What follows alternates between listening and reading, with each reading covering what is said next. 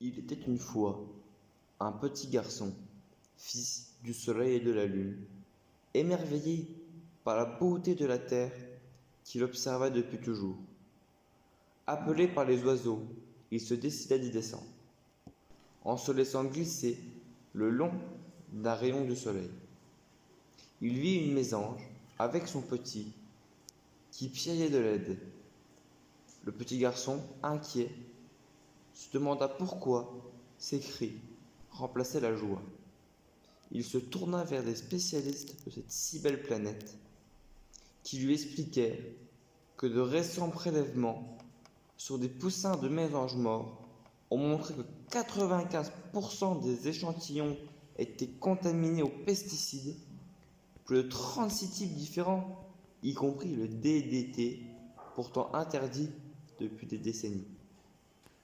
Que ce soit au niveau des espèces ou à l'échelle des individus, la vie sur Terre est donc en péril. Les humains représentent 0,01% des créatures vivantes, mais ont causé 83% des pertes animales depuis les débuts de la civilisation. Une situation génocidaire d'une ampleur sans précédent qui, de plus, commence à profondément nuire aux humains eux-mêmes. Choqué de cette découverte, il partit en sentant monter les larmes.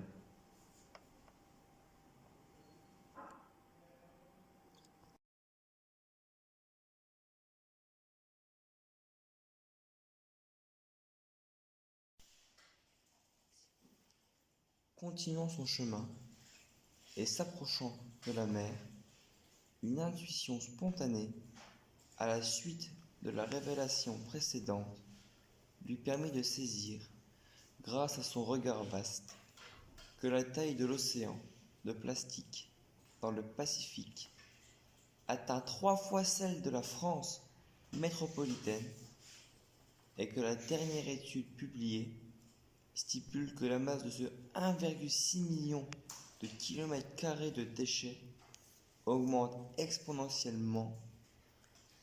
Le plastique des mers tue environ 1 million d'oiseaux et 100 000 mammifères marins chaque année.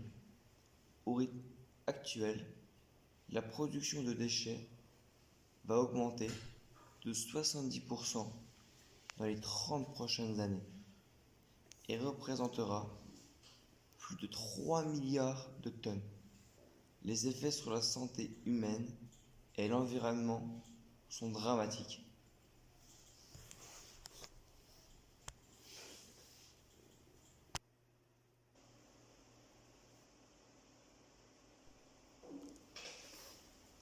Environ 1000 milliards d'animaux marins sont tués chaque année.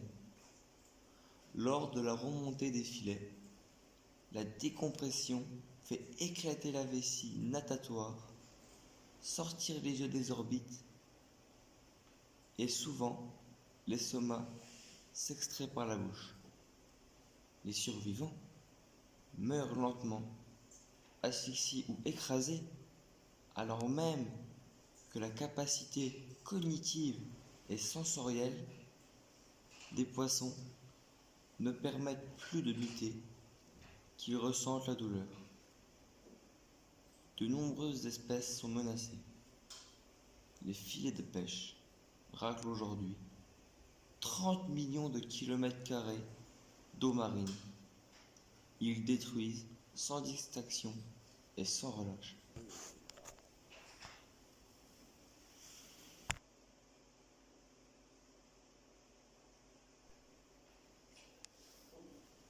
Son esprit, vif et clairvoyant, le fit passer de la mer à la forêt.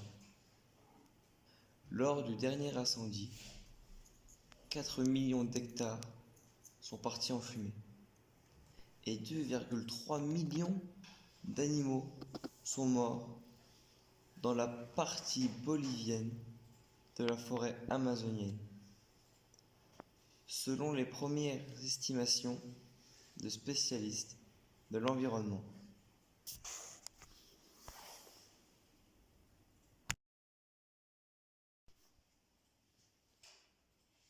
Quand on se met à vivre différemment, on peut incarner quelque chose et ainsi produire un récit. Arrêter la viande est une histoire, comme aller au travail à vélo, ou être zéro déchet. Et l'histoire devient puissante quand elle se partage.